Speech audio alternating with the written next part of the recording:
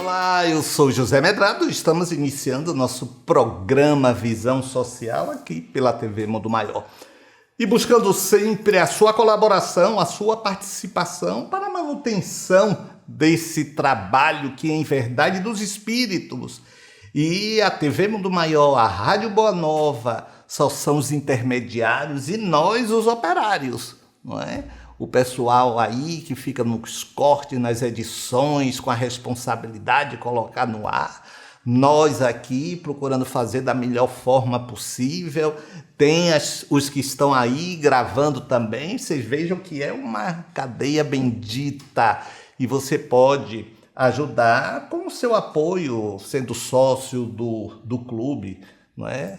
Que envolve a Rádio Boa Nova e a TV Mundo Maior. Eu também tenho programa lá na Rádio Boa Nova, o Falando Abertamente. E há o Pix da FEAL, da Fundação Espírita André Luiz, não é? É 972610272. 972610272. Ok? Meus amigos, eu fico sem entender determinadas questões verdadeiramente. Eu recebi no meu Instagram,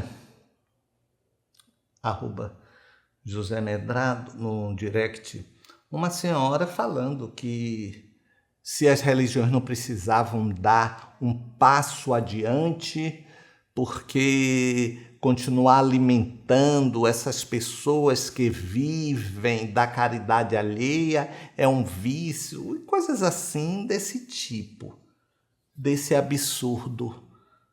E eu virei e disse: olhe, senhora, eu não penso desta forma não, porque a doutrina espírita, por ser cristã, segue os ensinamentos de Jesus. E a gente vai ver nos ensinamentos de Jesus a sua proposição exatamente disso. Eu, por exemplo, acho que está a missão das casas espíritas, dos cristãos.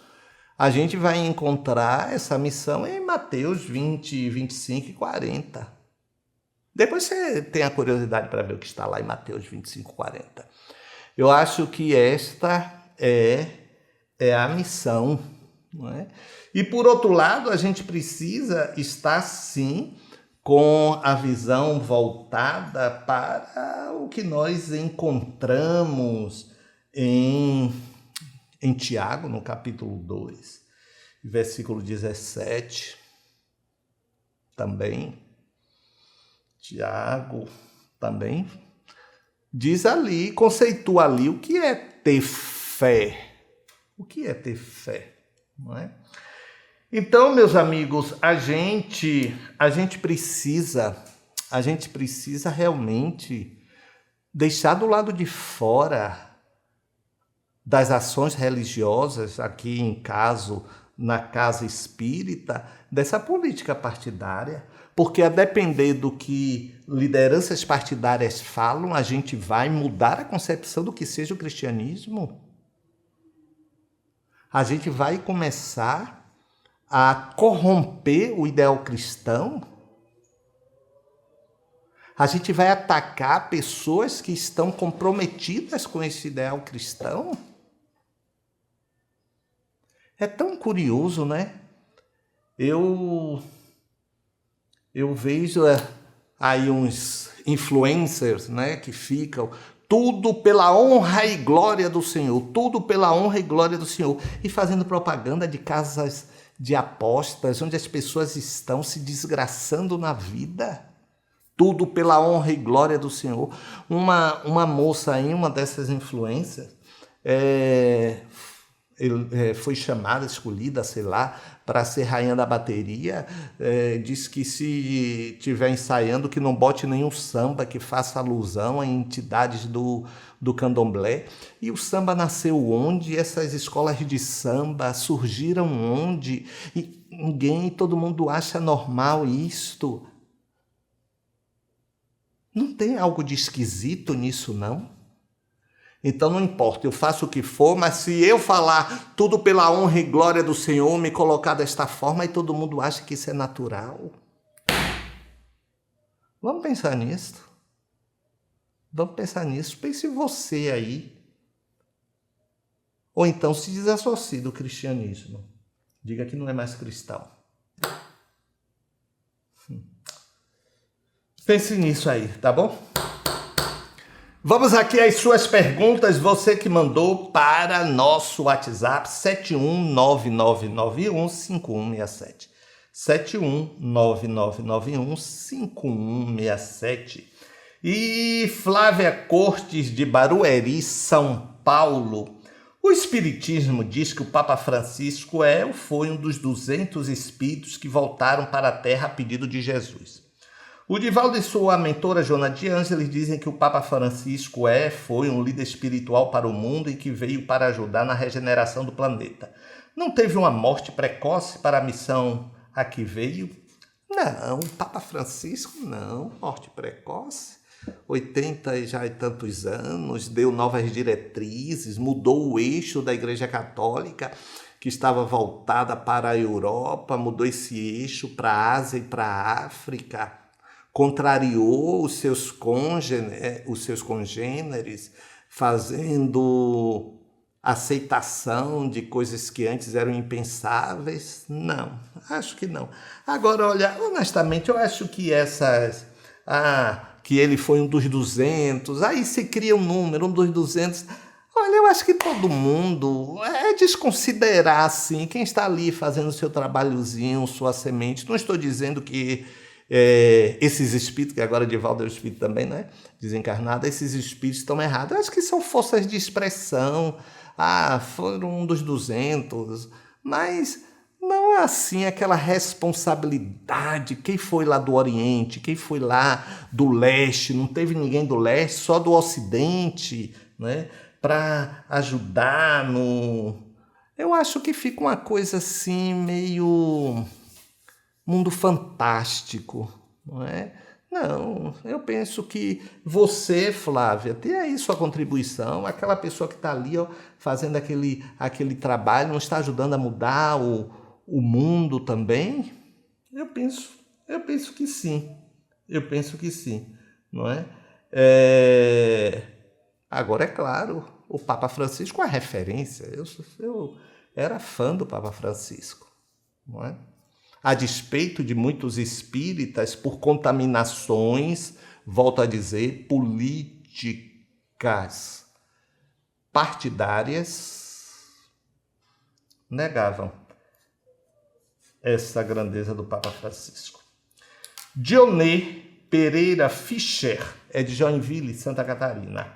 O Papa Leão XIV pode ser a própria reencarnação de Leão XIII? Sou católica, essa pergunta é da minha funcionária, que é espírita.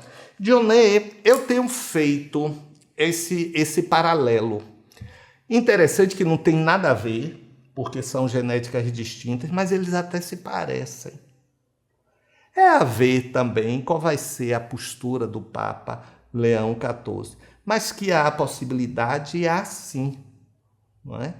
Esse Papa Luís XIV... Leão XIV, ele tomou como foco o trabalhador também, não é? Isso era lá do Papa Leão XIII, ele era um Papa bem humanista, então tem assim alguns paralelos bem interessantes, e não é à toa, não é? Que ele escolheu, porque quando a pessoa é eleita Papa e escolhe qual vai ser o seu nome papal, já diz muito do que ela pensa, não é? Porque faz-se a referência com aquele que antes tinha o mesmo nome, não é? Diana Cabral, do Rio de Janeiro. Medrado, a vidente Chaline, médium das estrelas, disse que os bonecos hiperrealistas reborn podem ser habitados por espíritos malignos. Me lembrou os bonecos Chuck, que diziam ser prática de macumba, feitiçaria. Tem verdade nesse caso? Nada. Tudo conversa, tudo mentira para engajamento. Você lembra da época do Fofão, no tempo de Xuxa, que o Fofão tinha uma cruz que não sei o quê? Tudo conversa, meu Deus. E as pessoas, você sabe, Diana, as pessoas não raciocinam, as pessoas vão nesse delírio, porque espírito vai... Eles são horrorosos. Eu acho esses bebês reborn um horror, não é? Parece assim, uma criança morta. É isso que um bebê morto, não é? Mas você repare, você já encontrou na rua alguém? Só encontra na internet. Eu estava pensando isso no outro dia. A gente não encontra. Você já encontrou numa sala de médico? Você já encontrou em uma fila, alguma coisa assim, ou passeando no parque?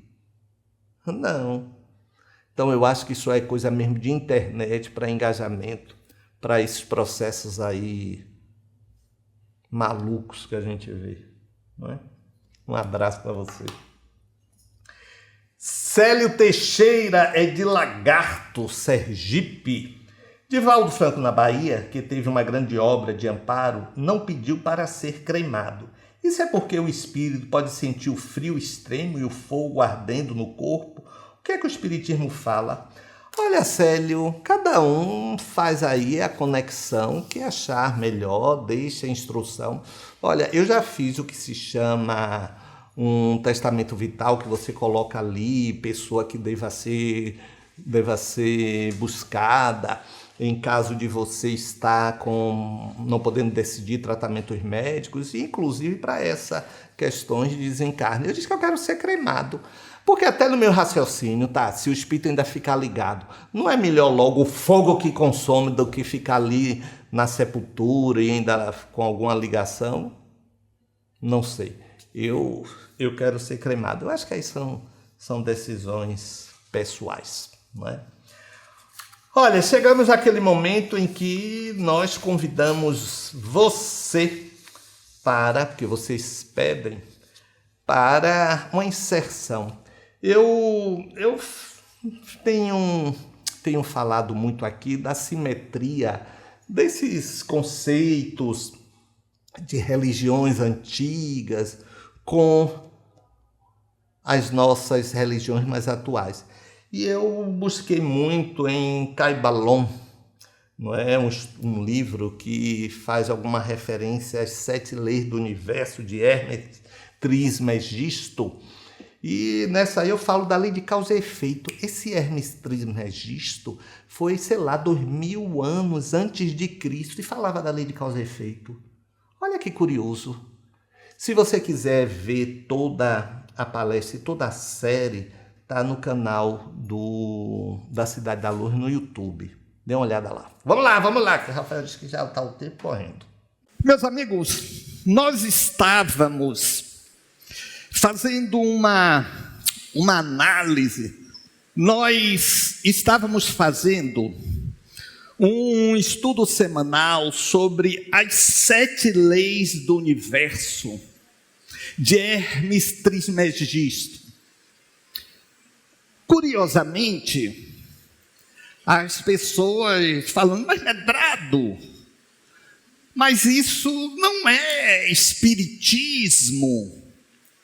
Hermes Trismegisto viveu no Egito há mais de 2000 anos antes de Cristo. É tempo, não é? E essas verdades dele chegou até nós. São conhecidas como as 7 leis herméticas. São princípios filosóficos que explicam o funcionamento do universo e a relação entre o ser humano e o cosmos. Hoje nós vamos ver a lei de causa e efeito. Vocês vejam bem, tudo isto é espiritismo. Ou seja, as verdades, elas são transcendentes por natureza do seu nascimento, as verdades espirituais.